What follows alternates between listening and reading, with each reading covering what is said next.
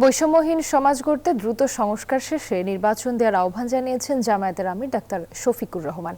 শুক্রবার দুপুরে নাটোরের নবাব সিরাজউদ্দৌলা সরকারি কলেজ মাঠে জেলা জামায়াতের কর্মী সম্মেলনে বক্তব্য রাখেন তিনি। বিভিন্ন দলের দেশপ্রেমিক নেতাকর্মীদের উপর নির্যাতন চালিয়েছে আওয়ামী লীগ, বলেন চাঁদাবাজি সন্ত্রাসীদের বিরুদ্ধে আন্দোলনকারী যুবকদের হাতকে দেশ গড়ার হাতে পরিণত করতে হবে।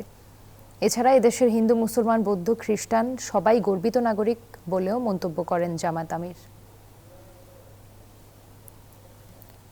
2006 সালের 28 অক্টোবর লগিবইটার তাণ্ডব চালিয়ে স্পষ্ট দিবালোকে নিরীহ মানুষগুলাকে হত্যা করে, ইমানদার মানুষগুলাকে হত্যা করে তাদের নিথর দেহের উপর দাঁড়িয়ে তারা নেচেছিল। এরপরে ক্ষমতায় আসার পর একটার পর একটা হত্যাকাণ্ড তারা সংগঠিত করেছে।